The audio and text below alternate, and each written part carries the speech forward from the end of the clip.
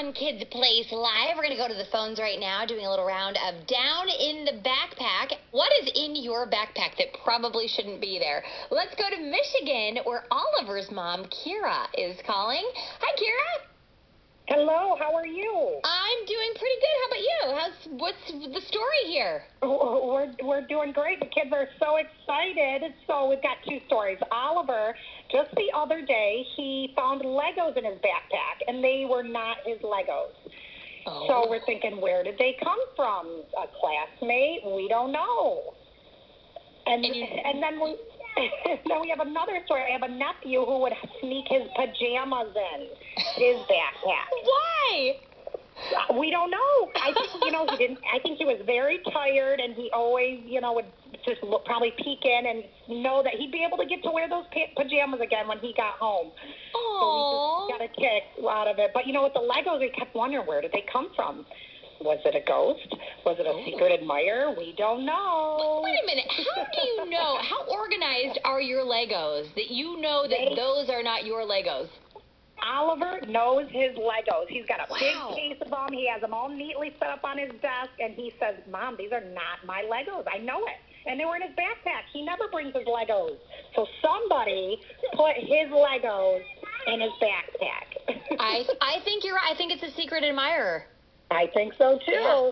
All right. Kira, thank you so much for calling. Oliver, I hope that you're able to solve the case of the mysterious Legos.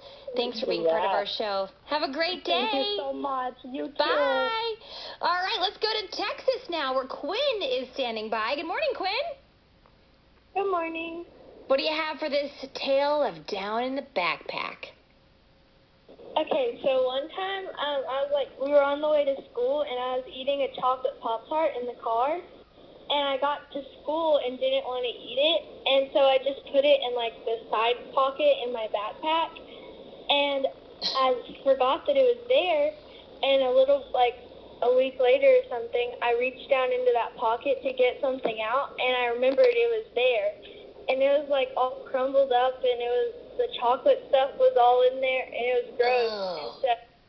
And I was at school, and so I didn't want to clean it out there, so I just put a napkin over it. And then every time I would reach down into that pocket, I would get that stuff on my hands and remember I need to do that when I get home, but then I'd forget. And so it was the end of the school year, and I put the Pop-Tart in there in March or something. Yeah. And so school ended in May, and so I forgot it was there until the end of the school year. And I went to go clean out my backpack and get everything out of it, and I remember that Pop-Tart was there, and it was so old and gross and crumbled up, and there was the crumbs were sticking to the side of it. Yeah. Because the chocolate was all over the place. And so then I had to go dump it out in the trash can and then wash my backpack, and it was really gross. And let me ask you this question. Did you really forget that the Pop-Tart was in that pocket, or did you just not want to deal with it? Probably both. Probably a little both. I'm just thinking, I can see myself with this being oh, there's that Pop-Tart in there. I'm going to have to deal with that. Maybe tomorrow. I'll deal with that tomorrow.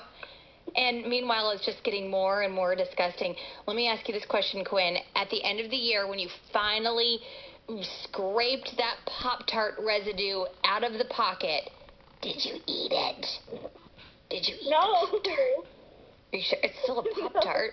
My kids would have eaten it. They'd be like, it's still a Pop-Tart. I'm eating it. All right, Quinn, thank you for calling. Why don't you just do a little check, maybe when you get to school or when you get home today, just making sure there's nothing in there that shouldn't be there, because you just never know. Okay. All right, have a great day. Bye, Quinn.